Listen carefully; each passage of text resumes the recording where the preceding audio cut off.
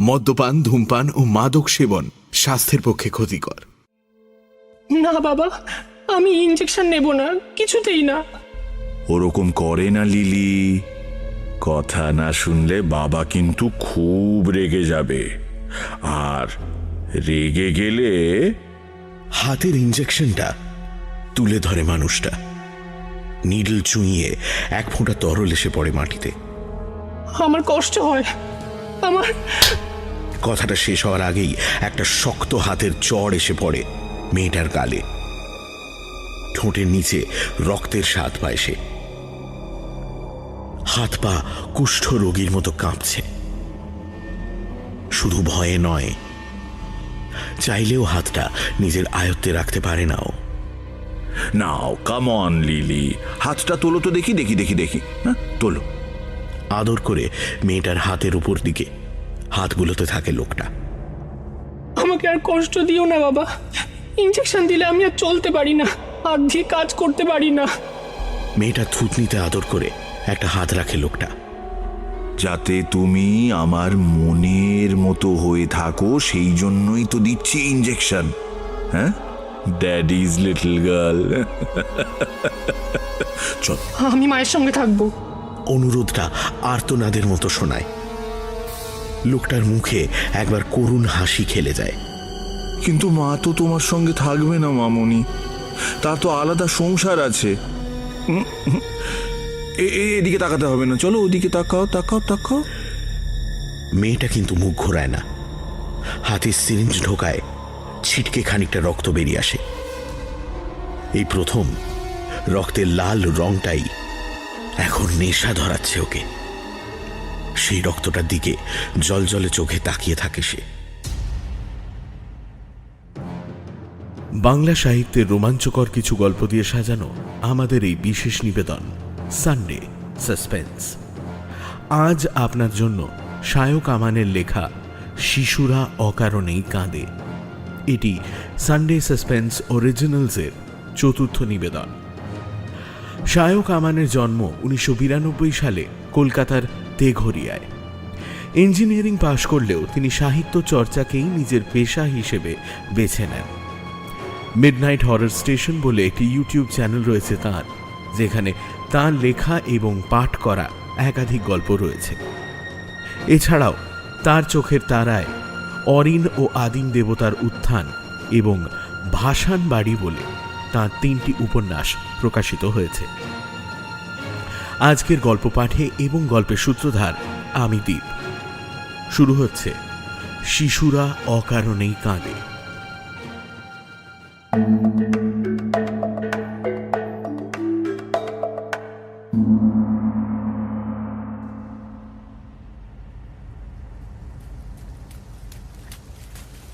ঝাঁপিয়ে বৃষ্টি নামতেই দৌড়ে একটা দোকানের শেডের নিচে এসে দাঁড়ালো অনিন্দ। আচমকা বৃষ্টি এসে পড়ায় একেবারে কাক ভেজা হয়ে গেছে। হাঁপাতে হাঁপাতে কপালে এসে পড়া ভেজা চুলগুলো সরিয়ে দিল। চারপাশে তাকিয়ে খুঁজে দেখতে লাগলো বসার মতো কোনো জায়গা পাওয়া যায় কিনা। দোকানটা অনেকক্ষণ আগে বন্ধ হয়ে গেছে, শাটার নামানো।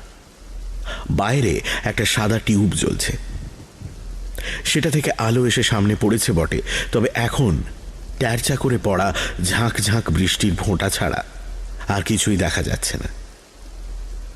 শাটারের সামনেই একটা কাঠের বেঞ্চ রাখা। কাঁধ থেকে ব্যাগটা খুলে তার উপর রেখে পাশেই বসে পড়ল অনিন্দ। বৃষ্টির যা তেজ তাতে সহজে কমবে বলে মনে হচ্ছে না। শনশনে ঠান্ডা হাওয়া ভেসে আসছে,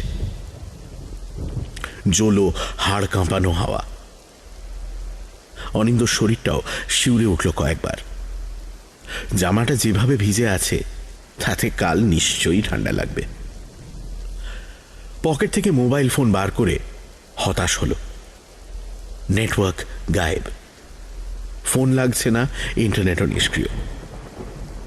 অগত্যা ইয়ারফোন কানে গুঁজে রেডিও অন করল সে। 2-4টে ফ্রিকোয়েন্সি ধরছে অ্যান্টেনা, 3টে বিজ্ঞাপন, একটাই গান হচ্ছে। রাতে বাড়ি ফিরতে ফিরতে এই রেডিও স্টেশনটা আগেও শুনেছে অনিন্দ। এই সময় একটা বিশেষ অনুষ্ঠান হয়। রাতের হেল্পলাইন। রাত বিরেতে কলকাতার রাস্তায় কি কি সমস্যা হতে পারে সেই নিয়ে আলোচনা, আর মাঝে মাঝে পুরনো গান, কখনো আবৃত্তি করেও শোনানো হয়। এখন পুরনো দিনের একটা বাংলা গান চলছে। সুরটা ভারী ভালো লাগলো অনিন্দর, মনটা জুড়িয়ে এলো। গানের মধ্যে সে মজে গেছিল। এমন সময় আচমকাই থেমে গেল গানটা। বিরক্ত হলো অনিন্দ। বেশ লাগছিল শুনতে। গান থেমে ঘোষকের গলা ভেসে আসছে। ভারী সিরিয়াস গলায় একটা ঘোষণা পড়ছে। আধা মনোযোগ দিয়ে শুনতে লাগলো অনিন্দ। রাতের হেল্পলাইনে আজ আমাদের আলোচনা সিরিয়াল কিলিং নিয়ে। আপনাদের জানিয়ে রাখি, গত সপ্তাহে উত্তর কলকাতার রাস্তায় কয়েকটি নৃশংস খুন হয়ে গেছে। পুলিশ আশঙ্কা করছে এ কাজ কোনো সিরিয়াল কিলারের। আততায়ী সদ্যজাত শিশুর কান্না নকল করতে পারে। এই ক্ষমতাকে কাজে লাগিয়েই খুনগুলো করছে সে। অসহায় পরিত্যক্ত শিশুর টোপ দেখিয়ে ভিকটিমকে বাড়ির বাইরে টেনে আনছে। খুন করার পর প্রতিটি খুনের অকুস্থলে ফেলে যাচ্ছে একটি পুতুলের মাথা, কাটা মাথা। শহরবাসীর মুখে এই সিরিয়াল কিলারের নাম ক্রাইং বেবি। পুলিশের নির্দেশ, মাঝরাতে আপনি যদি বাড়ির বাইরে কিংবা রাস্তায় কোনো সদ্যজাত শিশুর কান্না শুনতে পান, তবে দয়া করে সাড়া না দিয়ে ফোন করুন 94646 নম্বরে, বা অভিজ্ঞতা জানাতে আমাদের লাইভ ইন অনুষ্ঠানে ফোন করুন 8888 নম্বরে। বাড়ির সমস্ত জানলা দরজা বাড়তি যত্নে লক করে রাখবেন। অযথা ভয় পাওয়ার প্রয়োজন নেই। ধন্যবাদ। ঘোষণা শেষ হতেই আগের গানটা আর শোনা গেল না। ক্রাইং বেবিকে নিয়েই আলোচনা শুরু হয়েছে। অনিন্দর কিন্তু আর ভালো লাগলো না শুনতে। মনটা আশঙ্কায় ভারী হয়ে গেছে। এই মুহূর্তে সে উত্তর কলকাতারই একটি গলির ভিতর আশ্রয় নিয়েছে। চতুর্দিকে বৃষ্টি আর অন্ধকারে ঢেকে আছে। দুহাত দূরে মানুষ দাঁড়িয়ে থাকলেও তাকে দেখা যাবে না। রাস্তাটা কি খালি? এ ব্যাপারে আলোচনা করতে আজ আমাদের সঙ্গে আছেন মনস্তাত্ত্বিক সমীরণ গাঙ্গুলি। মিস্টার গাঙ্গুলি, আপনার কি মনে হয় কেন খুনগুলো করছে ক্রাইং বেবি? দেখো ভাই, এই ধরনের সিরিয়াল কিলারদের মোটিভ তাদের ছেলেবেলার সঙ্গে জড়িয়ে থাকে। খুনের ধরন দেখে আমার মনে হচ্ছে খুনি কোনো কারণে ছেলেবেলায় নিজের বাবা মার কাছে রিপিটেডলি অ্যাবিউজড। সেই কারণে আরো বেশি করে এই ব্যাপারটায় গুরুত্ব পাচ্ছে। এই যে বৃষ্টিটা এর মধ্যে আরো বেড়েছে। ইয়ারফোনে বেয়ে আসা শব্দ প্রায় ঢেকে যেতে বসেছে। অনিন্দ উঠে দাঁড়ালো। ব্যাগের ভেতরে ছাতা আছে বটে, কিন্তু ছাতায় এ বৃষ্টি আটকাবে না। তাও খবরটা শোনার পর থেকে আর এখানে দাঁড়িয়ে থাকতে ইচ্ছে করলো না তার। ছাতা খুলে বাইরের দিকে পা বাড়ালো অনিন্দ। সঙ্গে সঙ্গে পা আটকে গেল। বৃষ্টির শব্দের সঙ্গে মিশে আর একটা আওয়াজ কানে আসছে। একটি শিশুর কান্না। মনে হচ্ছে একটু দূরেই কোথাও মাটির উপর বসে কেঁদে চলেছে কোনো বাচ্চা। অক্ষম শব্দে কাউকে ডাকছে। এগিয়ে রাখা পাটা পিছিয়ে নিল সে। একটু আগে রেডিওর ঘোষণাটা মনে পড়ে গেল। আততায়ী সদ্যজাত শিশুর কান্না নকল করতে পারে। শব্দটা ঠিক যেদিক থেকে আসছে সেদিকে তাকিয়ে কিছুই দেখতে পেল না। বুকের ভেতর চাপা উত্তেজনার স্রোত বইছে। হাঁটু কেঁপে কেঁপে উঠল। সত্যি কি কোনো শিশু কাঁদছে? এত রাতে রাস্তায় একটা সদ্যজাত শিশুকে কে ফেলে যাবে? অনিন্দ ভেবে দেখল, সিরিয়াল কিলার যদি সত্যি তার পিছু নিয়ে থাকে তবে শাটারের তলায় দাঁড়িয়ে বিশেষ লাভ হবে না। উল্টে আলোর মধ্যে দাঁড়িয়ে থাকলে আততায়ীরই সুবিধে হবে। ছাতাটা খুলে বাইরে বেরিয়ে এলো সে। দৌড়বে কি? বাইরে বেরিয়ে কিন্তু মনের জোর বেড়ে গেল অনিন্দর। কান্নার আওয়াজ খুব একটা দূর থেকে আসছে না। সত্যি যদি কোনো শিশু হয়, এই অবস্থায় রাস্তার উপর পড়ে থাকলে ঘন্টা খানেকের মধ্যেই মারা যাবে। হয় বৃষ্টির জলে, না হয় কোনো গাড়ি পিষে দেবে। সাহসে ভর করে শব্দটা লক্ষ্য করে আরো এগিয়ে এলো অনিন্দ। হঠাৎ তার মনে হলো বাচ্চার কান্নাটা ঠিক স্বাভাবিক নয়। তবে গোলমালটা যে ঠিক কোথায় সেটা বুঝতে পারল না। এক টানা ফোঁপানো কান্না। হাতের ফোনের ফ্ল্যাশ লাইটটা জ্বেলে নিল সে। কয়েক পা এগোতেই মাটির উপর কিছু একটা চোখে পড়ল। হ্যাঁ, ওখান থেকেই আসছে কান্নাটা। ওই তো একটা সদ্যজাত বাচ্চাই তো। ফ্ল্যাশ লাইট মাটির দিকে ধরে জিনিসটার কাছে এসে দাঁড়ালো অনিন্দ, আর সঙ্গে সঙ্গে ভুলটা বুঝতে পারল। কোনো বাচ্চা নয়, মাটির উপর পড়ে আছে একটা 1 ইঞ্চি 10 লম্বা, জমা জলে প্রায় আধ ডোবা হয়ে যাওয়া পুতুল। আর সেই পুতুলের ভেতরে লাগানো কোনো যন্ত্র থেকেই বেরিয়ে আসছে কান্নার আওয়াজটা। পুতুলটাকে দেখে কিন্তু পরিত্যক্ত বলে মনে হলো না, তবে এই মুহূর্তে বৃষ্টির ধাক্কায় তার চুলগুলো পিচের রাস্তার উপর ছড়িয়ে গেছে। আশ্চর্য, এমন একটা পুতুল রাস্তার উপর কে ফেলে গেল? তবে কি গাড়ি করে যেতে যেতে কারোর হাত থেকে পড়ে গেছে? আগ্রহ হতে নিচু হয়ে সেটা মাটি থেকে তুলে নিতে যাচ্ছিল অনিন্দ। ঠিক এমন সময় পেছন থেকে আসা একটা মেয়েলি গলায় চিৎকারে বুক কেঁপে গেল তার। বৃষ্টির মধ্যে থেকে দমকা হাওয়ার মতো সাদাটে কিছু একটা ছুটে এসে তার হাতে ধরা পুতুলটা ছিনিয়ে নিল। তারপর মিলিয়ে গেল রাস্তার উল্টো দিকের ফুটপাথে। সরু নোক লেগে কবজির কাছের কিছুটা চিড়ে গেল অনিন্দর। পুতুলটা ছিনিয়ে নিয়েই মানুষটা হারিয়ে গেছে বৃষ্টির মধ্যে। কান্নার শব্দটা মিলিয়ে গেছে সেই সঙ্গে। আবার মুষলধারায় বৃষ্টির ঝমঝম। অনিন্দর হাতের চেরা অংশটা দিয়ে রক্ত বেরিয়ে আসছে। বৃষ্টির জলে মুহূর্তে ধুয়ে যাচ্ছে সেই রক্ত। চামড়ার ব্যাগটা আগলে ধরে সেদিক লক্ষ্য করে এগিয়ে চলল অনিন্দ। কয়েক পা এগোতেই মানুষের শরীরের অবয়ব চোখে পড়ল তার। একটা মেয়ে রাস্তার ধারে দোতলা বাড়ির কার্নিশের নিচে দাঁড়িয়ে পুতুলটা বুকে আঁকড়ে ধরে হাঁপাচ্ছে। চুল দিয়ে মুখের বেশিরভাগটাই ঢাকা। অনিন্দকে বৃষ্টির চাদর পেরিয়ে আসতে দেখে আর একটু শক্ত করে চেপে ধরল পুতুলটা। তারপর এক পাশ ফিরে দাঁড়ালো। ওটা কি আপনার? মেয়েটার মুখের দিকে তাকিয়ে প্রশ্ন করল অনিন্দ। মেয়েটা কোনো উত্তর দিল না। তার মুখে চোখে আতঙ্কের ছাপ। অনিন্দ লক্ষ্য করল মেয়েটার বয়স 17-18 বেশি নয়। গায়ে ঢোলা লম্বাটে গোছের জামা কোমর ছাড়িয়ে হাঁটুর খানিক নিচ অবধি নেমে এসেছে। আপনি ঠিক আছেন তো? আবার প্রশ্ন করে অনিন্দ। কোনো উত্তর আসে না। একইভাবে পুতুল চেপে ধরে লুকোনোর চেষ্টা করছে মেয়েটা। অনিন্দ বুঝতে পারে মেয়েটার কিছু একটা সমস্যা আছে। মুখ চোখ দেখে মাথায় খানিকটা ছিট আছে বলেও মনে হয়। তাকে আর না ঘাঁটিয়ে পিছিয়ে আসতে যাচ্ছিল সে, এমন সময় বিড়বিড় করে কথা বলে ওঠে মেয়েটা। ও আমাদের মেরে ফেলবে। অনিন্দ ঘুরে দাঁড়ায়। কে কে মেরে ফেলবে? ওই যে। আঙুল দিয়ে বৃষ্টির চাদরের ভেতরে একটি জায়গা দেখিয়ে দেয় মেয়েটা। ধোঁয়াশা ছাড়া আর কিছুই নেই সেখানে। অনিন্দ মুখ ফিরিয়ে নেয়। আমাদের বলতে আপনার সঙ্গে আরো কেউ আছে? এতক্ষণে অনিন্দর দিকে মুখ তুলে তাকায় মেয়েটা। হাতের পুতুলটা 2 হাতে সামনে তুলে বলে, এই যে মিনি, আমার মেয়ে। এবার ব্যাপারটা বুঝতে পেরেছে অনিন্দ। মেয়েটা পাগল। তবে চেহারা দেখে রাস্তায় ঘুরে বেড়ানো ভব ঘুরে পাগল বলে মনে হয় না।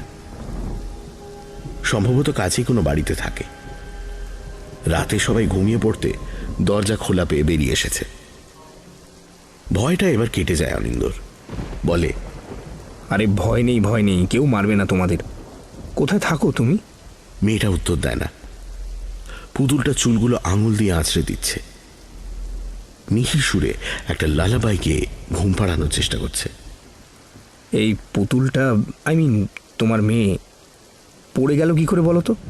আমাদের আমাদের মারতে চাইছিল, আমি ওকে নিয়ে পালিয়ে এসেছি।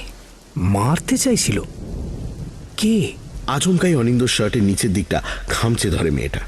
ওই যে, আওয়াজ শুনতে পাচ্ছ না তুমি? কিসের আওয়াজ? পায়ের আওয়াজ। মেয়েটার অস্থির চোখের মনি দুটো বৃষ্টির চাদরের ভেতরে কাকে যেন খুঁজছে। বিড়বিড় করে কিছু আওড়ে চলে সে। ভয় পেয়ে অনিন্দর পেছনে লুকিয়ে পড়ে মেয়েটা। অনিন্দ ভালো করে কান পাতার চেষ্টা করে।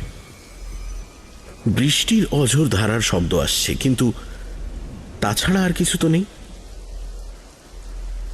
মেয়েটার মাথায় যে ছিট আছে সেটা তো বোঝাই যাচ্ছে। সেই সঙ্গে স্কিজোফ্রেনিয়াও আছে নাকি? অনিন্দ পেছনে ঘুরে প্রশ্ন করে। তোমার মেয়ের নাম মিনি, তা তো বুঝলাম। তোমার নাম কি? আমি পিয়ালি। মিষ্টি গলার স্বর মেয়েটার। পুতুলের মায়ের মতোই দেখতে বটে, অথচ ডিলিউশনে ভুগছে। অনিন্দর মায়া হয় মেয়েটার জন্য। তা পিয়ালি, এত রাতে বৃষ্টিতে বাড়ির বাইরে এভাবে ঘুরে বেড়ালে মেয়ের তো শরীর খারাপ হবে। তুমি তুমি আমাকে বাড়ি পৌঁছে দেবে? সে নিশ্চয়ই, কিন্তু তার আগে তো জানতে হবে তুমি কোথায় থাকো। এবারে এক এক পা করে পিছিয়ে যায় পিয়ালি। যদি তুমি সে হও, তুমি যদি মাঝপথে পিছন থেকে একটা ছুরি দিয়ে। দেখ, আমার কাছে ছুরি কোথায়? পিয়ালি চোখ নেমে আসে অনিন্দর হাতে ধরা চামড়ার ব্যাগের দিকে। ওতে কি আছে?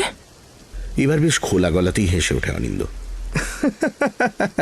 আরে ওতে ছুরি টুরি নেই, তবে অন্য একটা জিনিস আছে, দাঁড়াও দেখাচ্ছি। ব্যাগ খুলে ছোট চেন থেকে চিরুনি বের করে আনে অনিন্দ। মেয়েটার দিকে বাড়িয়ে ধরে। নাও, এটা দিয়ে ওর চুল আঁচড়ে দাও। পিয়ালির গোটা মুখ জুড়ে সরু হাসি খেলে যায়। চিরুনিটা হাতে নিয়ে পুতুলের চুল আঁচড়াতে থাকে। লালাবাইটা আবার শোনা যায়। সুযোগ বুঝে কার্নিশের তলায় বেশ কিছুটা তফাতে সরে আসে অনিন্দ। মোবাইলটা পকেট থেকে বের করে দেখে অল্প হলেও এতক্ষণে নেটওয়ার্ক এসেছে তাতে। মনটা খুশি হয়ে ওঠে। নাম্বার ডায়াল করতে গিয়েও কিন্তু সে থেমে যায়। কোন নাম্বারে কল করতে বলেছিল যেন? অনিন্দ প্রথম নাম্বারটা মনে পড়ে না। দ্বিতীয়টা সহজ বলে সেটা মনে আছে, 8888। অগত্যা সেটাই ডায়াল করে। ওপাশ থেকে প্রথমে গানের শব্দ ভেসে আসে। লাইনটা কানেক্ট হতে একটু সময় লাগে। কাকে ফোন করছো তুমি? পিয়ালি হঠাৎই ফিরে তাকিয়েছে তার দিকে। ফোনটা কেটে দেয় অনিন্দ, হেসে বলে, ওই বাড়িতে ফোন করছিলাম, আসলে দেরি হচ্ছে তো, সবাই চিন্তা করবে। তোমার বাড়িতে কে কে আছে? মা আছেন, বোন আছে। অনিন্দকে আর কিছু বলার সুযোগ দেয় না সে। নিজের মনেই বলতে থাকে, বাবা নেই, মরে গেছে, তাই না? আমারও নেই জানো, সেই ছোটবেলায় দেখেছিলাম। আমাদের কত মিল, তাই না? কই, বেশি তো নয়, একটাই তো হলো সবে। পিয়ালিকে একটু চিন্তিত দেখায়।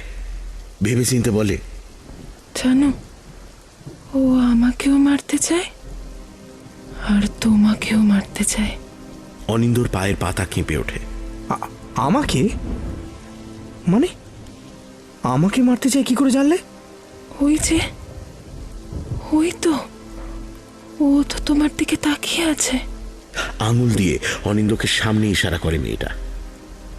সামনে ফিরে অনিন্দ দেখে জমাট বেঁধে আছে অন্ধকার।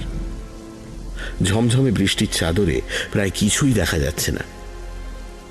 কয়েক সেকেন্ড অপলক চোখে তাকিয়ে থাকে। কয়েকটা ধাতুর মতো ঠান্ডা আঙুল তার হাত চেপে ধরে। খলখল হাসির শব্দ ভেসে আসে।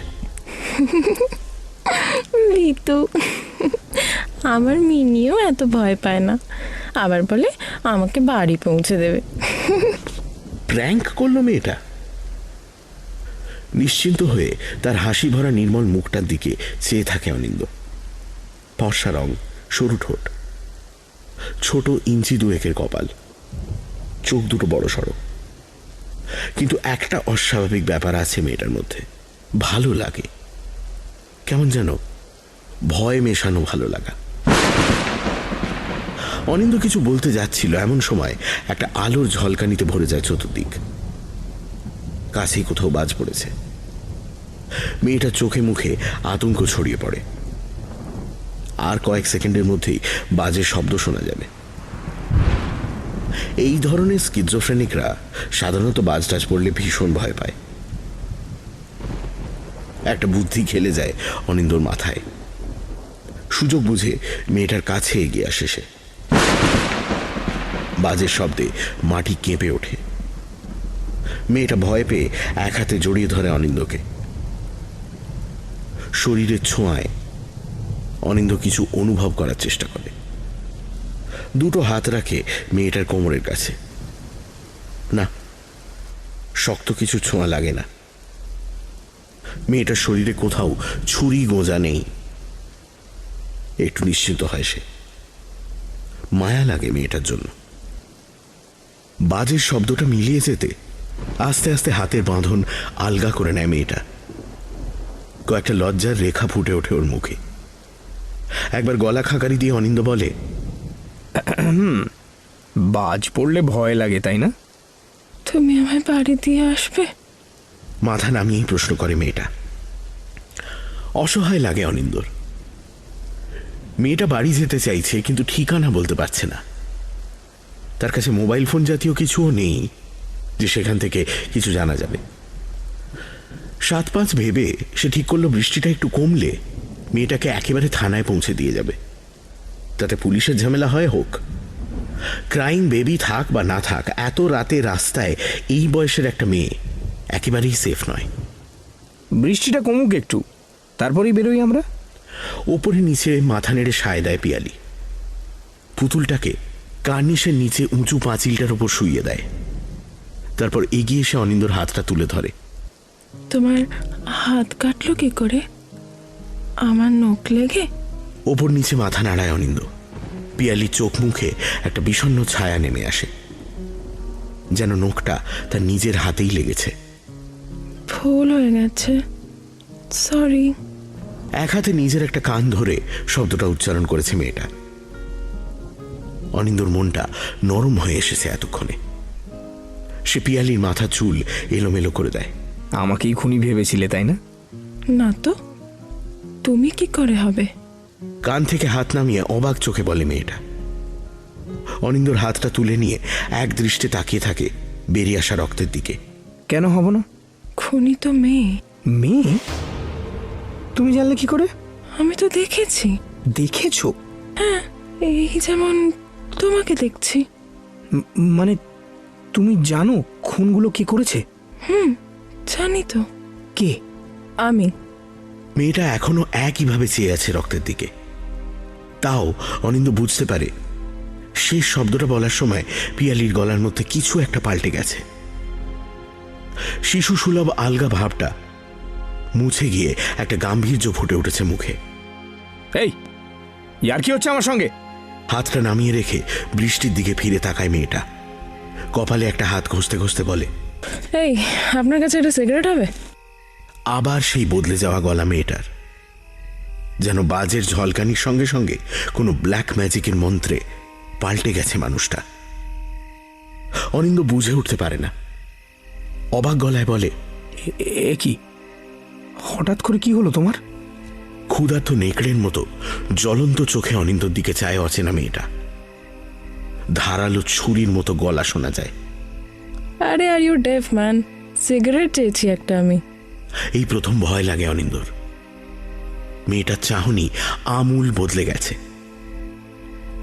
এখন সেই ডাগর হরিণের মতো চোখ দুটো বেড়ালের চোখের মতো সরু হয়ে গেছে। তার দিকে তাকালেই বুকের ভেতরটা কেঁপে ওঠে। কণ্ঠস্বরে ঠান্ডা স্যাঁতস্যাঁতে ভাব।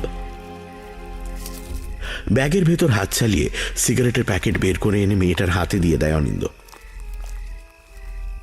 সিগারেটটা ঠোঁটে ধরতেই লাইটার দিয়ে সেটা জ্বালিয়ে দেয়। তারপর ভয়ে ভয়ে একটু দূরে সরে দাঁড়ায়। ধোঁয়ার লম্বা রিং ছাড়ে মেয়েটা, চারপাশে ঘুরিয়ে আড়মোড়া ভাঙতে ভাঙতে বলে, শেট ম্যান, ফাঁদটা ভালোই পেতেছিলাম, এই আপনি চলে এলেন না, সব মাটি হয়ে গেল। আমি মানে তো আপনার জায়গায় যদি কোনো মেয়ে ছেলে হতো না, তাহলে এতক্ষণে। তার মানে এতক্ষণ তুমি আমি না পিয়ালি। আমাকে আপনি স্নেহা বলে ডাকতে পারেন। পিয়ালি একটা ন্যাকা মেয়ে ছেলে, নাটেড। ও মাই গড, এ তো স্প্লিট পার্সোনালিটি। এক্স্যাক্টলি। মেয়েটার ছোট থেকেই মাথায় গোলমাল আছে। মাঝে মাঝে ইচ্ছে করে ওর গলাতেই ছুরি ঢুকিয়ে দিই শেষ করে। অবাক হয়ে লক্ষ্য করে অনিন্দ। কয়েক মিনিটের ব্যবধানে যেন আমূল পাল্টে গেছে মানুষটা। একটু আগে নরম তুলোর মতো মেয়েটাকে এখন বন্য সাপদের মতো হিংস্র মনে হচ্ছে। অনিন্দর একবার মনে হয় এই অবস্থায় দৌড়ে পালিয়ে যাবার থেকে ভালো আর কিছু হয় না। পর মুহূর্তে একটা অন্যরকম ভাবনা চেপে ধরে তাকে। মেয়েটা যদি বাকি খুনগুলো করেও থাকে, তাহলেও এই মুহূর্তে তার কাছে অস্ত্র নেই। তাছাড়া কথা শুনে মনে হয় সে কেবলমাত্র মহিলাদের খুন করে। পিয়ালির জন্য দুশ্চিন্তা শুরু হয় তার। মানসিক সমস্যায় ভুগছে অসহায় মেয়েটা। এরকম হতে থাকলে যে কোনো দিন সে নিজের একটা ক্ষতি করে ফেলতে পারে। হয়তো খুনের ব্যাপারটা কেউ জানে না। আরো ইন্টেন্স ট্রিটমেন্টের দরকার।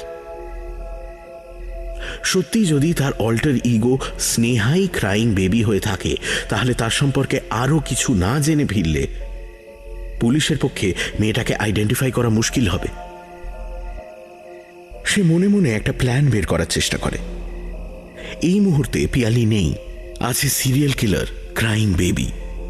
সে যদি ধুরন্ধর খুনে হয়, তাহলে পিয়ালির সম্পর্কে বেশি ইনফরমেশন জানাবে না অনিন্দকে। পিয়ালি জানে আপনার কথা? মেয়েটার মুখের দিকে চেয়ে জিজ্ঞেস করে সে। সিগারেট ধরা হাতেই কপাল থেকে চুল সরায় স্নেহা। জানে, কিন্তু আমার ব্যাপারে ও কাউকে বলবে না। পুতুলটাকেও নিজের মেয়ে ভাবে। মাঝে মাঝে ওটাকে খুন করার ভয় দেখাই তো। এই ভালো কথা, তখন নাম্বার ডায়াল করছিলেন না, কেটে দিলেন যে। পিয়ালিকেই খুনি সন্দেহ করছিলেন, তাই না? আমি যে নাম্বারটা ডায়াল করেছিলাম সেটা আপনি? প্রশ্ন করতে গিয়েও আটকে যায় অনিন্দ। ভীষণ কাছাকাছি সরে এসেছে স্নেহা। ডান হাতটা বুক ছুঁয়ে উঠে আসে গলার কাছে। অনিন্দ বাধা দিতে গিয়েও আটকে যায়। মেয়েটা তার গলার একটা বিশেষ জায়গা দু আঙুলে চেপে ধরে বলে, এই দেখুন, এটাকে বলে ল্যারিংস। এর ঠিক উপরে এই জায়গাটা, বুঝতে পারছেন? এইটা হলো ফ্যারিংস। মানুষের গলার এই দুটো জায়গাকে জয়েন করে রাখে ট্রাকিয়া, গোদা বাংলায় শ্বাসনালী। ভারী মজার জিনিস জানেন, নরম, সেন্সিটিভ, কিউট, ঠিক পিয়ালির মতো। অথচ এই ট্রাকিয়াকে ছুরি দিয়ে কাটা বেশ মুশকিল, কারণ এর চারপাশে গিজগিজ করছে স্কিন টিস্যু, কার্টিলেজ, এসব। মানে আমার মতো। এবার হাতে জোর থাকলে আর ছুরিতে ধার থাকলে যদি দুটোকে একসঙ্গে চিড়ে দেওয়া যায়, তবে আর একটা মজার কাণ্ড ঘটে। নিজের গলার রক্ত নিজের শ্বাসনালীতে ঢুকে চোখড হয়ে যান আপনি। ভেবে দেখুন, আপনি প্রাণপণে শ্বাস নিতে চাইছেন, ভাবছেন এইবার আপনার বিশ্বস্ত শ্বাসনালী অক্সিজেন এনে দেবে আপনার বুকে, অথচ সে তুলে আনে কেবল রক্ত, যেন আপনার শ্বাসনালী উন্মাদ হয়ে গেছে। খিলখিলে একটা হাসি ছড়িয়ে পড়ে রাস্তার উপরে। এতক্ষণে বৃষ্টি ধরে এসেছে। সামনে জলে ভেজা রাস্তাটা চোখে পড়ছে। রাস্তার ওপাশে সোডিয়াম ভেপারের হলুদ আলোটা নিশ্চিন্তে জ্বলছে। মিহি ঠান্ডা হাওয়া বয়ে যাচ্ছে গা ছুঁয়ে। কাছেই কোনো বাড়ির রেডিও থেকে ভেসে আসছে রবীন্দ্রসঙ্গীতের সুর। আজ সন্ধ্যাটা বেশ, তাই না? সিগারেটটা ফেলে দিয়ে বলল মেয়েটা। অনিন্দ উত্তর দেয় না। ভেজা আকাশের দিকে চেয়ে থাকে মেয়েটা। একসময় বলে, আপনি বললেন না তো ফোনটা কাকে করছিলেন? পুলিশে? না, পুলিশের নাম্বারটা মনে নেই। রেডিওতে ঘোষণা করছিল আপনার কথা, ওদের হেল্পলাইনেই ফোন করছিলাম। এই আমার কথা রেডিওতে বলেছে? এই তুই চালান তো দেখি একবার। অনিন্দ আবার চালিয়ে দেয় ফ্রিকোয়েন্সিটা। এখন সেই ঘোষক ছেলেটা একটি কবিতা আবৃত্তি করে শোনাচ্ছে। কেউ যে কোথাও নেই, সকলে গিয়েছে মরে, সকলে গিয়েছে চলে, উঠান রয়েছে শুধু একা। শিশুরা কাঁদে না কেউ, রুগীরা হাঁপায় না তো, বুড়োরা কয় না কথা, থুবড়ো ব্যথার কথা যত। এখানে সকাল নাই, এখানে দুপুর নাই, এখানে জনতা নাই, এখানে সমাজ নাই, নাইকো মূর্খ ধাঁধা কিছু। আকাশে চাঁদের আলো, উঠোনে চাঁদের আলো, নীলাভ চাঁদের আলো, এমন চাঁদের আলো আজ। মন দিয়ে কবিতাটা শোনে স্নেহা। তারপর কি যেন ভেবে বলে, চলুন আমরা একটু হাঁটি। অনিন্দকে থতমত খেয়ে দাঁড়িয়ে থাকতে দেখে তার হাত ধরে একটা টান দেয়। আরে চলুন না, ভয়ের কিছু নেই। পাঁচিলের উপর থেকে পুতুলটা এনে অনিন্দর হাতে ধরিয়ে দেয়। এটা রাখুন, পিয়ালি আবার এলে ওকে শান্ত করতে পারবেন না এটা না থাকলে। আপনি আপনি তাহলে ক্রাইং বেবি? কাঁপা গলায় জিজ্ঞেস করে অনিন্দ। Crying baby? সেটা কি? অনিন্দ ভেবে দেখে সিরিয়াল কিলারের নামটা তার নিজের দেওয়া নয়, সুতরাং সে নামটা যে তার চেনা হবে তা নাও হতে পারে। মন্ত্রমুগ্ধের মতো বেরিয়ে আসে অনিন্দ। এতক্ষণ বৃষ্টিতে গোড়ালি অবধি জল জমেছে রাস্তায়। দুটো মানুষের পায়ের আওয়াজ শোনা যাচ্ছে তার ওপরে। অঝোর বৃষ্টি ঝরিয়ে আকাশ এখন পরিষ্কার। গোল পূর্ণিমার চাঁদ ফুটে উঠেছে একপাশে। জ্যোৎস্না ছড়িয়ে আছে রাস্তার উপর। একটু আগের কবিতাটার মতোই একটা রাত আজ। আপনার ট্রিগারটা কি? অনিন্দ হাঁটতে হাঁটতে জিজ্ঞেস করে। ট্রিগার? মানে যাদের এরকম স্প্লিট পার্সোনালিটি থাকে, তাদের একটা পার্সোনালিটি থেকে আরেকটায় যাবার কিছু একটা কারণ থাকে, সেটা কি বলে ট্রিগার। সেটা আপনার ক্ষেত্রে ঠিক কি? কেন, আপনি পিয়ালিকে মিস করছেন তাই না? তা খানিকটা। আর আমাকে ভয় লাগছে না? আপনার যদি আমাকে খুন করার হতো তাহলে এতক্ষণ অপেক্ষা করতেন না। তাছাড়া আজ রাতে ছুরিটা হারিয়ে ফেলেছেন কোনোভাবে, তাই না? অল্প হেসে ঘুরে দাঁড়িয়ে আবার হাঁটতে থাকে মেয়েটা। অনিন্দর মুখে একটা মিশ্র অভিব্যক্তি খেলে যায়। মেয়েটা আগের মতোই হাসতে হাসতে বলে, এই আপনি বিয়ে করেছেন? মানে বউ আছে বাড়িতে? আসলে এমন কিছু হাতি ঘোড়া চাকরি তো করি না, একটু গুছিয়ে নিয়ে তারপর। কেন বলুন তো? না, ভাবছিলাম পিয়ালিকে নিয়ে এত সহানুভূতি। সহানুভূতি জিনিসটা আমার একদম পছন্দ নয় জানেন। ভয়ের কিছু নেই, আরে আপনাকে নিয়ে এত আগ্রহ নেই আমার। আচ্ছা, এত রাতে পিয়ালি রাস্তায় ঘুরে বেড়াচ্ছিল কেন বলুন তো? ও একটা অ্যাসাইলামে থাকে। সপ্তাহখানিক হলো অ্যাসাইলামের পিছন দিকে সিঁড়িতে ভাঙাভাঙির কিছু কাজ হচ্ছে। রাত হলে সেখান থেকে নেমে রাস্তায় বেরিয়ে আসে। মনে মনে হিসেব করে অনিন্দ। এমন একটা অ্যাসাইলাম যা সিঁড়িতে ভাঙাভাঙির কিছু হয়েছে। অবশ্য ক্রাইম বেবি যদি ধুরন্ধর খুনে হয় তাহলে ভাঙা সিঁড়ির ব্যাপারটা মিথ্যে। আপাতত তার কোনো কথাকেই বিশ্বাস করা যায় না। পিয়ালি কোথায় থাকে সেটা একমাত্র পিয়ালি থেকেই জানা সম্ভব, কিন্তু পিয়ালিকে আবার ফিরিয়ে আনতে গেলে ট্রিগারটা জানতে হবে। কি করে পার্সোনালিটি চেঞ্জ হয় মেয়েটার? মাথা হাতড়ে উত্তর খুঁজতে থাকে অনিন্দ। এই ধরনের মানসিক রোগীদের পার্সোনালিটিগুলো ইমোশনাল স্ট্রেস থেকে জন্মায়। এমন একটা কিছু যদি করা যায় যাতে পিয়ালির সত্তাটা উত্তেজিত হয়ে ওঠে। বিদ্যুৎ খেলে যায় অনিন্দর মাথায়। পিয়ালির মেয়ে মিনি, এখনো তার হাতেই আছে পুতুলটা। খানিকটা দূরে গিয়ে সেটা মাটির ওপর আছড়ে ফেলে অনিন্দ। পর মুহূর্তেই পাশে পড়ে থাকা একটা পাথর তুলে নিয়ে আঘাত করে পুতুলের মাথার উপর। এটা কি করছেন আপনি? আহত বাঘের মতো হিংস্র চিৎকার করে ওঠে স্নেহা। অনিন্দ উত্তর দেয় না, আবার আঘাত করে। Stop it! মেয়েটার চিৎকারে আকাশ কেঁপে ওঠে।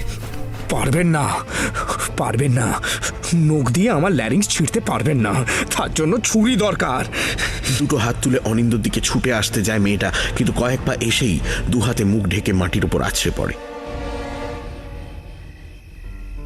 হিংস্র চিৎকারের শব্দটা মুহূর্তে করুণ আর্তনাদে পরিণত হয়। ছেঁড়া পর্দার মতো কয়েক খণ্ড বাতাস বয়ে যায়। মেয়েটা মুখ তোলে, আবার সেই নরম শিশুর মতো দৃষ্টি। মাটিতে পড়ে থাকা পুতুল আর অনিন্দর হাতে ধরা পাথরটা দেখেই তার শরীরে একটা ধাক্কা লাগে। মুখে একটা শব্দ করতে করতে হামাগুড়ি দিয়ে এসেই পুতুলটা ছিনিয়ে নেয়। কি করছিলে তুমি?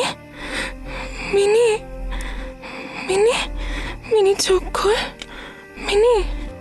পুতুলটার গাল ধরে বারবার তাকে জাগানোর চেষ্টা করে পিয়ালি। অনিন্দ দ্রুত গতিতে উঠে পড়ে মাটি থেকে। এগিয়ে এসে পিয়ালি দুটো কাঁধ চেপে ধরে। পিয়ালি, পিয়ালি, আমার কথা শোনো। তোমার পুরো নাম কি? মিনি চোখ খুলছে না, মিনি চোখ খুলছে না। খুলবে, খুলবে, খুলবে। তার আগে তোমাকে বলতেই হবে, নিজের সম্পর্কে যা মনে আছে সব বলো আমাকে প্লিজ। Mini, mini. যদি আমাকে না বলো পিয়ালি, তাহলে ওই মেয়েটা মিনিকে মেরে ফেলবে। কে মেরে ফেলবে আমার মিনিকে? কয়েক সেকেন্ডের জন্য কি বলবে ভেবে পায় না অনিন্দ। পুতুলটা আবার কাঁদতে শুরু করেছে। সম্ভবত শরীরের কোথাও একটা সুইচ আছে, তাতে চাপ পড়লেই কাঁদতে থাকে পুতুলটা। পিয়ালির মুখ উদ্ভাসিত হয়ে উঠেছে। এই তো, এই তো চোখ খুলেছে মিনি। দুহাত পিয়ালির দুটো গালে রেখে অনিন্দ বলে, পিয়ালি, কারোর নাম মনে পড়ছে না? কে থাকে তোমার কাছে? হ্যাঁ, মনে করো প্লিজ, মনে করো। মনে, আমার মনে। অনিন্দর মনে হয় পিয়ালি তার স্মৃতি হাতড়ে কিছু একটা তুলে আনার চেষ্টা করছে। সে উদ্গ্রীব চোখে তাকিয়ে থাকে নিষ্পাপ মুখের দিকে। আচমকাই অনিন্দর খুব কাছে সরে আসে মেয়েটা। ঝিরঝিরে হাওয়ার মতো সুরেলা গলায় বলে, মনে করতে পারলে আমাকে বাড়ি নিয়ে যাবেন আপনি? হ্যাঁ, কিন্তু তার আগে তোমার বাড়িটা কোথায়? আমার বাড়ি না, আপনার বাড়ি। উত্তর দিতে গিয়েও থেমে যায় অনিন্দ। অসঙ্গতিটা ধরা পড়েছে তার কানে। অস্ফুটে উচ্চারণ করে, স্নেহা, তুমি? মেয়েটার মুখে আবার সেই হাসিটা ফিরে আসে। ও কিছু বলবে না, আমাকে ভয় পায় তো। অনিন্দ বুঝল একটা বড় সড় ভুল করে ফেলেছে সে। স্নেহা বিষধর সাপের মতো হিসিসে গলায় বলে, এই ভুলটা করবেন না। আমার আপনাকে খুন করতে ইচ্ছে করছে না, ইচ্ছেটা জাগিয়ে তুলবেন না। আপনি আমাকে খুন করতে পারবেনও না, আপনার কাছে ছুরি নেই। তাই নাকি? ছোবল মারার মতো অনিন্দর হাত থেকে পুতুলটা ছিনিয়ে নেয় সে। সেটা সামান্য তুলে ধরে বলে, এর মাথাটা ঘুরিয়ে ছিঁড়ে ফেলুন তো, দেখুন তো ভেতরে কি আছে। মানে এতক্ষণ আমি... বাক্যটা শেষ করে না অনিন্দ। আগে হ্যাঁ, ছুরিটা আপনিই বইছিলেন। রাস্তার পাশে একটা পাঁচিল ঘেঁষে দাঁড়ায় স্নেহা। ভেজা চুলগুলো বাঁধতে থাকে। কয়েকটা ভাবনা দ্রুত খেলতে থাকে অনিন্দর মাথায়। হয় স্নেহাই ক্রাইং বেবি, না হয় সে ডিলিউশনাল। যদি সে ক্রাইং বেবি না হয়, তাহলে পুলিশে খবর দিলে পিয়ালি স্বাভাবিক মানসিক রোগীর থেকে হিংস্র মানসিক রোগী হিসেবে চিহ্নিত হবে। এই ধরনের রোগীদেরকে অনেক সময় লোবটমি করে জড় পদার্থ করে দেওয়া হয়। পিয়ালির সঙ্গে সেটা কিছুতেই হতে দেবে না সে। আর যদি স্নেহা সত্যি ক্রাইং বেবি হয়, তাহলে আজ তাকে ছেড়ে দিলে আরো কয়েকটা নিরপরাধ মানুষের প্রাণ যাবে। সত্যিটা জানার একটাই উপায় আছে, পুতুলের মাথাটা খুলে দেখা। কিন্তু পিয়ালি আবার ফিরে এলে পুতুলের মাথা ছেঁড়া দেখে কি করবে ঠিক নেই। অনিন্দর অসহায় লাগে। ফোনের দিকে না তাকিয়ে নাম্বারটা ডায়াল করতে গিয়েও নিজেকে সামলে নেয়। না, পিয়ালিকে নিয়ে এতটা রিস্ক সে নিতে পারবে না। স্নেহার চুল বাঁধা হয়ে গেছিল। সে ছলনার হাসি হেসে বলল, একটা ব্যাপার ভেবে মজা লাগছে জানেন। কি ব্যাপার? মানে আমার আর পিয়ালির চেহারায় কোনো পার্থক্য নেই, গলার স্বর, হাতের ছোঁয়া সব একই রকম। আপনি ওর দিকে এমন হাঁ করে চেয়েছিলেন, অথচ আমি এতক্ষণ ধরে চুল বাঁধলাম, আমার দিকে ফিরেও তাকালেন না। আপনার দিকে তাকালে কেন জানি না ভয় করছে খুব। Stop it man. স্বীকার করুন, আপনাদের পুরুষদের ওই ন্যাকা ন্যাকা আতুপুতু মেয়েই ভালো লাগে। ওইটাই আপনাদের দুর্বলতা। ঠিক যেমন মেয়েদের দুর্বলতা শিশুর কান্না শুনে ছুটে আসা। আপনি নাকি বাচ্চাদের কান্নার আওয়াজ করতে পারেন, একটু করে দেখাবেন? আপনি কি করে জানলেন? ওই তো রেডিওতেই বলছিল। রেডিওর ব্যাপারটা শুনে আবার খুশি হয় স্নেহা। থমকে দাঁড়ায়, দু হাতে মুখ ঢেকে ফেলে। কয়েক সেকেন্ড পরেই স্নেহার হাতের ফাঁক থেকে অবিকল শিশুর কান্নার মতো একটা শব্দ বেরিয়ে আসে। অনিন্দ থ হয়ে যায়। দূর থেকে আওয়াজ শুনলে মনেই হবে না একটা পূর্ণবয়স্ক মানুষের গলা থেকে বেরোচ্ছে শব্দটা। মুখ ঢেকেই এবারে হাসতে থাকে স্নেহা। অনিন্দর হাতটা এই সুযোগে চলে গেছে ফোনের ওপর। নাম্বারটা ফুটেই আছে স্ক্রিনের ওপর। সে ডায়াল বাটনটা টিপে দেয়। খুব ছোট থেকে পারি এটা, একজনের থেকে শিখেছিলাম। আবার ফোনটা কেটে দেয় অনিন্দ। কার থেকে? সদ্য ভেজা মার্কিউরি ভেপারের আলো ছড়িয়ে আছে রাস্তার উপরে। আলো আঁধারি হয়ে আছে চতুর্দিক। তার ভেতর দিয়েই হাঁটতে থাকে দুটো মানুষ। স্নেহা ধীরে ধীরে বলে, পিয়ালি তো ছোট থেকেই অ্যাসাইলামে। তো অনেক বছর আগে আমরা যে অ্যাসাইলামে থাকতাম সেখানে একজন রোগী এসেছিল, বুঝলেন? পিয়ালির মতোই নাটেড। ভালো নাম জানি না, তবে ডাক নাম ছিল লিলি। পিয়ালির সঙ্গেই কথা বলতো বেশি, আমি এলেই অ্যাভয়েড করতো। অ্যাভয়েড করতো কেন? অনিন্দর দিকে আরো কিছুটা সরে এসে হাঁটতে থাকে স্নেহা। লিলি বলতো ওর নাকি খুন করতে ইচ্ছে করে। বিশেষ করে মানুষের মধ্যে সিম্প্যাথি জিনিসটা দেখলেই নাকি হিংসা হতো ওর। মায়ের কাছ থেকেও হয়তো কিছুটা সিম্প্যাথি চেয়েছিল, পাইনি। তাই বলতো আমার সঙ্গে কথা বললে ওর খুন করার ইচ্ছাটা বেড়ে যায়। অনিন্দর মনে পড়ে রেডিওতে বলছিল এই ধরনের খুনিরা ছেলেবেলার কোনো সাপ্রেসড ইমোশন থেকে খুন করে। ওর বাবা মার ডিভোর্স হয়ে গেছিল, তো লিলি থাকতো বাবার কাছে। আর এই বাবাটাই অ্যাবিউজ করতো ওকে। পঙ্গু করে রাখার জন্য কি সব ইনজেকশন দিত। পঙ্গু করে রাখার ইনজেকশন? একটু ধমকায় স্নেহা, বলে, আমি ঠিক জানি না কিসের ইনজেকশন, পিয়ালি জানে, আমাকে খুলে বলেনি। শুধু এরকম বাচ্চাদের মতো করে হাসতে পারতো। এভাবে হাসলে নাকি ওর বাবা খুশি হতো। তো আমি ওর কাছ থেকে এটা শিখে নি। তারপর লিলি কোথায় গেল? বছর দুয়েক পরে ওকে একটা অন্য অ্যাসাইলামে নিয়ে গেল। স্নেহার গলা এবার ক্লান্ত শোনাচ্ছে। কিছু কি বদল আসছে ওর মধ্যে? লিলি এমনিতে শান্ত ছিল, একদিন হঠাৎ করেই একটা মজার কাণ্ড করে ফেলে। সেদিন ওকে ওর মা দেখতে এসেছিল। মাকে দেখলে সেদিন লিলির মনটা একটু ডিস্টার্ব থাকতো। সেদিন একটু বেশি হয়েছিল, সারা রাত ও কাঁদছিল। স্নেহাকে উদাস দেখায়, যেন নিজেরই কোনো যন্ত্রণাময় স্মৃতি মনে করছে। সে রাতে আমি ওর সঙ্গে ছিলাম। ও একসময় কাঁদতে কাঁদতে করিডোরে বেরিয়ে যায়। প্রথমে স্বাভাবিকভাবেই কাঁদছিল, হঠাৎ খেয়াল করলাম কান্নাটা বদলে গেছে। একটা শিশুর মতো কাঁদছে ও। আমি তো অবাক। একটু পরে বুঝলাম ওর উদ্দেশ্য। একজন নার্স ওই আওয়াজটা শুনতে পেয়ে ঘর থেকে বেরিয়ে আসে। অ্যাসাইলামে তো অত ছোট বাচ্চা ছিল না, ফলে কাজটা কোনো রোগী করছে বলে সন্দেহ হয়নি সেই নার্সের। বাইরে আসতেই লিলি ওর ল্যারিংসে কাঁটা চামচ ঢুকিয়ে খুন করে। নার্সের গলা চিরে বেরিয়ে আসা রক্ত মাখতে মাখতে ওর কান্নাটা হাসিতে বদলে যায়। এবার গেস করুন দেখি, ওই কাঁটা চামচটাকে কে দিয়েছিল? উত্তেজনার স্রোত ধীরে ধীরে ছড়িয়ে পড়ে অনিন্দর সমস্ত শরীরে। এই লিলি যে ক্রাইং বেবি তাতে সন্দেহ নেই।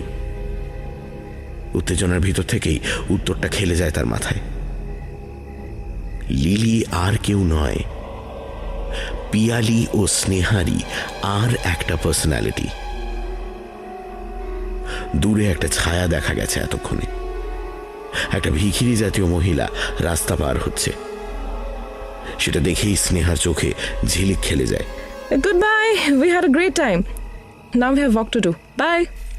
ছুটে সেদিকে এগিয়ে যায় স্নেহা।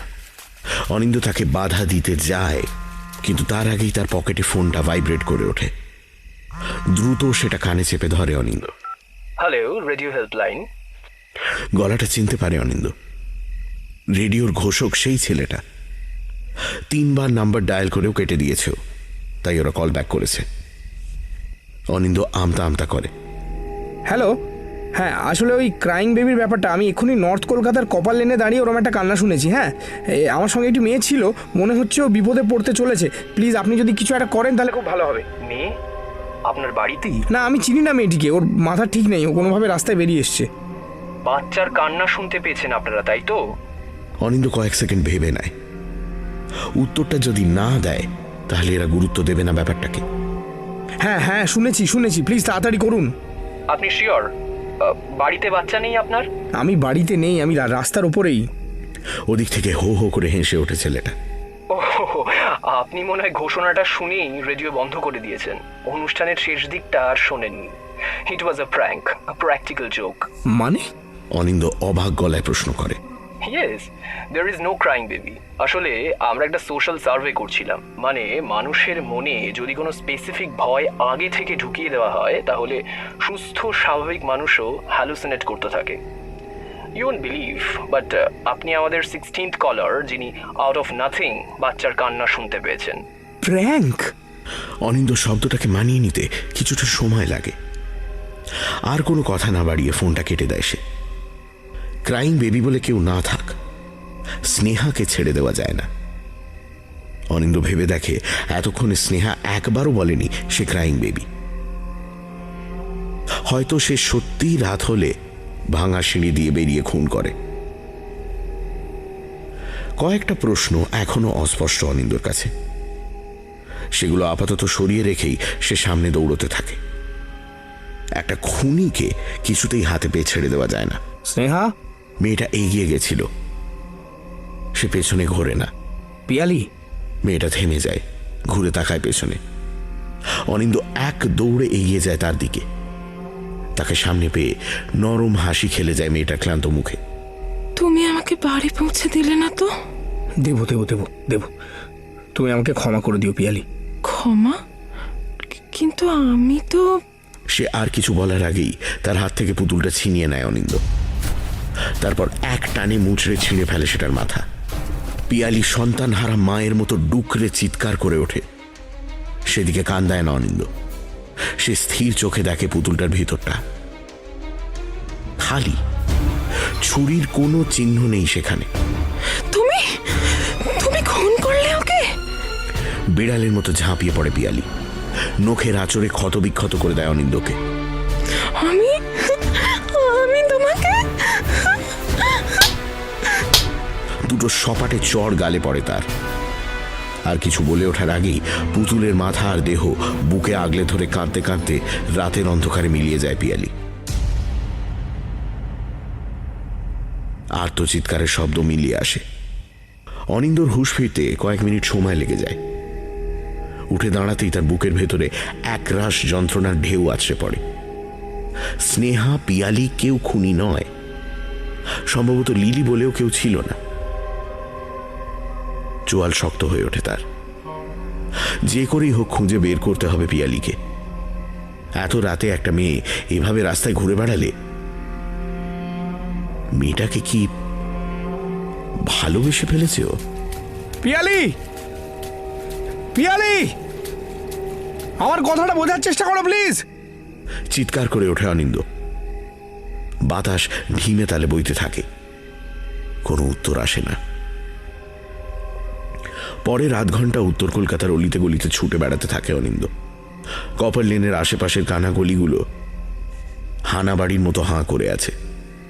ব্ল্যাক হোলের মতো গিলে খেয়েছে পিয়ালিকে। ঘণ্টাখানেক পর অনিন্দ ক্লান্ত হয়ে একটা পাঁচিলে হেলান দিয়ে দাঁড়িয়ে পড়ে। ফোনটা বের করে একবার দেখে। কিছু একটা খটকা লাগে তার, কিন্তু সেটা ভাবার আগেই একটা চাপা শব্দ কানে আসে। কান্নার আওয়াজ, একটা বাচ্চার কান্নার আওয়াজ। একটু আগে স্নেহা যেমন করে হেসেছিল। পিয়ালি, শুনতে পাচ্ছ? প্রায় ছুটে সেদিকে এগিয়ে যায় অনিন্দ। খটকাটা তার মাথা থেকে উবে গেছে। অন্ধকারের বুক থেকে ভেসে আসছে কান্নাটা। পিয়ালি, পিয়ালি, পিয়ালি, আমাকে ক্ষমা করে দাও। আমি তোমাকে সন্দেহ করে। সামনে এগোতে গিয়েও থমকে যায় অনিন্দ। পেছনে একটা পায়ের আওয়াজ শুনতে পেয়েছে। পিয়ালি যদি সামনে এসে দাঁড়িয়ে থাকে, তাহলে পেছনে কে? সে পেছনে ঘোরে। পিয়ালি দাঁড়িয়ে আছে। অবাক হয়ে তাকায় তার দিকে অনিন্দ। তুমি এখানে? তাহলে মুখ ফিরিয়ে সামনের অন্ধকারের দিকে ফেরে অনিন্দ। কাঁপা কাঁপা আঙুলে অন্ধকারের ভিতরে নির্দেশ করে পিয়ালি। একটা শব্দ বেরিয়ে আসে তার মুখ থেকে। ওই যে লিলি। কান খাড়া করে অনিন্দ শোনে সামনে থেকে একটা চাপা গলার স্বর ভেসে আসছে। চিনতে পারে সে একটু আগের শোনা সেই কবিতার কয়েকটা লাইন। হেঁটেছি অনেক পথ, আমার ফুরালো পথ, এখানে সকল পথ তোমার পায়ের পথে গিয়েছে, নীলাভ ঘাসে মুছে। কবিতাটা শেষ হতেই দুটো শক্ত হাতের ধাক্কায় রাস্তার উপর আছড়ে পড়ে অনিন্দ। সামনে তাকিয়ে দেখে একটা ছায়ায় ঢাকা মূর্তি এগিয়ে আসছে তার দিকে। মূর্তির এক হাতে ধারালো ছুরি, অন্য হাতে একটা ইঞ্চি পাঁচেকের পুতুল। লীলাময় কুহ আমার মায়ের দেয়া নাম, বাবা ডাকতো লিলি। গলাটা চিনে অনিন্দ। হঠাৎ করে খটকাটা ভেসে ওঠে তার চোখের সামনে। যে ফোনটা তার কাছে এসেছিল সেটা কোনো রেডিও স্টেশনের রেজিস্টার্ড নাম্বার নয়, পার্সোনাল নাম্বার। মানুষটার মুখটা এখনো ঢেকে আছে অন্ধকারে। শুধু গলাটা চেনা লাগছে, ভীষণ চেনা লাগছে। কবিতার লাইনগুলো মনে পড়ে যায়। হ্যাঁ, এই গলাতেই শুনেছিল কবিতাটা। তুমি যে রয়েছ কাছে, ঘাসে যে তোমার ছায়া, তোমার হাতের ছায়া, তোমার শাড়ির ছায়া ঘাসে, আকাশে চাঁদের আলো, উঠোনে চাঁদের আলো, নীলাভ চাঁদের আলো, এমন চাঁদের আলো আজ। এই কবিতাটা শুনলে আমার নিজের মা বাপের কথা মনে পড়ে জানেন। বাপটা বেওড়া ছিল, মেয়ের শখ ছিল তার, কিন্তু হয় ছেলে। যত দিন যায় তার মেয়ে সন্তানের শখ বেড়ে উঠতে থাকে। পাগলা হয়ে যায় শালা। ছেলেটাকেই অ্যাবিউজ করে কয়েকবার। অ্যাবিউজ বোঝেন তো আপনি? মানে ছেলেটা বলে চলেছে কথাগুলো। এই মুহূর্তে তার হাত ঘোরাফেরা করছে অনিন্দর বুকে, কোমরে। ছুরিটা উঠে এলো ছেলেটার হাতে ধরা পুতুলটার গলার কাছে। পুতুলের মাথাটা খসে পড়ল ধর থেকে। হারামিটা আমাকে মেয়ে বানাতে প্রতিদিন হরমোনাল ইঞ্জেকশন পুট করত। ওই ইঞ্জেকশনগুলো আমার নাড়কে শেষ করে দিত। গলাটা মেয়েলি হয়ে যেত, আমার শরীরটাও। কষ্ট হতো ভীষণ ভীষণ। একটু পরে আপনার যেমন হবে। মাকে বলতাম জানেন, আমাকে এর হাত থেকে বাঁচাও, কিন্তু মাও শালা জানতো একবার এইসব খবর বাজারে এলে বাবার জেল হাজত হয়ে যাবে, মান সম্মান সব ভোগে যাবে। শেষে একদিন সবাই জানলো। ততদিনে আমিও শালা বেওড়া হয়ে গেছি। কিন্তু কিন্তু কিন্তু আমি কি করেছি আপনার? আমি কি করেছি? করবি, আজ না হোক কাল করবি, কারো না কারো বাপ তো হবেই, তাই না? ওই যে বললাম, ঘাসে যে তোমার ছায়া, তোমার হাতের ছায়া, তোমার শাড়ির ছায়া ঘাসে। কিন্তু আমি একটা সরু ছুরির ফলা অনিন্দর গলাটা চিরে দিল। বকবকিয়ে রক্ত বেরিয়ে এলো সেখান থেকে। রক্তাক্ত অসহায় চোখে মৃত্যুর আগে শেষ একবার পিয়ালির দিকে তাকালো অনিন্দ। ভ্রুক্ষেপ নেই পিয়ালির।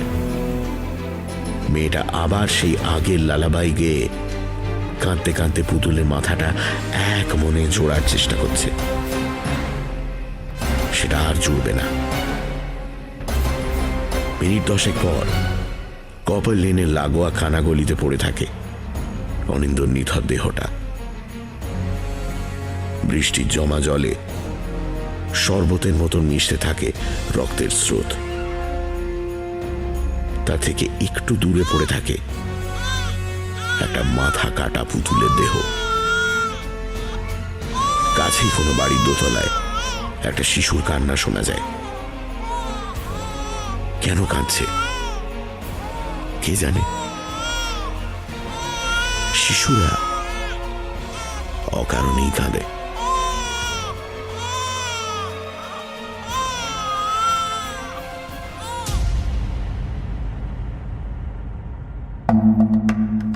সানডে সাসপেন্সে আজ শুনলেন শায়ক আমানের লেখা শিশুরা অকারণেই কাঁদে। পিয়ালি এবং স্নেহার চরিত্রে উপাসনা, অনিন্দ সোমক, বাবা এবং মনস্তাত্ত্বিক সমীরণ গাঙ্গুলি মীর এবং লীলাময়ের চরিত্রে নবাগত সমাপন মিশ্র। গল্পের কথক, সূত্রধার এবং পর্ব পরিচালনায় আমি দীপ। ধ্বনি পরিকল্পনা সৌম্য এবং শুভ। Poster design asterisk. শেষ হল শায়ক আমানের লেখা শিশুরা অকারণেই কাঁদে। সামনের সপ্তাহে আরও একটি রোমাঞ্চকর গল্প নিয়ে হাজির হবে সানডে সাসপেন্স।